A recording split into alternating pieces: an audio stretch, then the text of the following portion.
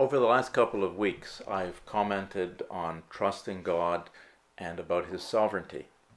I've said we should not think that we can tell God what to do or when He should do it. John records an interesting incident in the 7th chapter of his Gospel.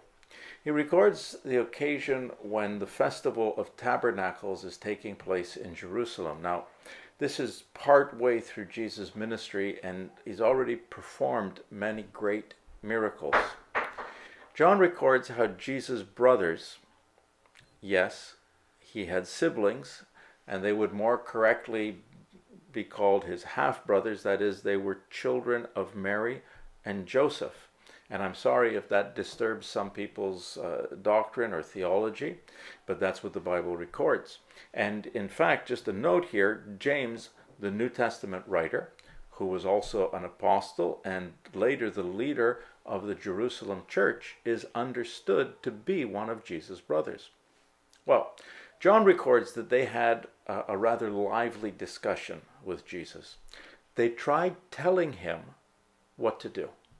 It seems that Jesus had indicated to them that he would not be going to the festival with them, and their response is to tell him, and in John's words, Jesus' brothers said to him, "You ought to leave here and go to Judea, so that your disciples may see the miracles you do.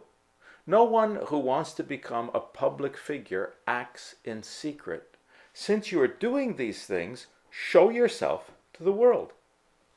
Now, we should note here that they are not necessarily trying to encourage Jesus, or they're not being positive.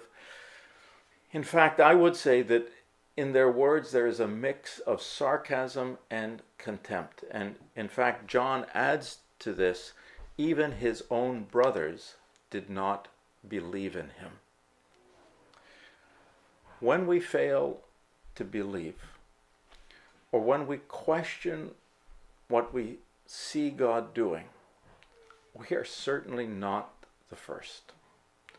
Jesus' response is that, well, any time is good for them, his brothers. He is waiting for the right time. And we might understand from that, he's saying, I'm waiting for God's perfect time. I concede that it is not easy to wait for God's timing. But I believe that in every season of life, not just now during this COVID-19 crisis, we must absolutely remember what God tells us through Isaiah the prophet. He says, "For my thoughts are not your thoughts. Neither are my ways your ways, declares the Lord. As the heavens are higher than the earth, so are my ways higher than your ways, and my thoughts higher than your thoughts."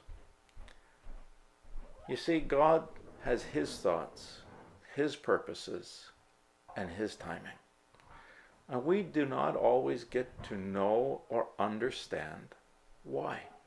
Even Jesus' brothers struggled with that. So this morning or today, if you're struggling with God's timing for things in your life, or if you're just struggling with that age-old question, why? You're not alone. But can I suggest to you, put your faith and your trust into action. And remember, we do not need to understand in order to trust.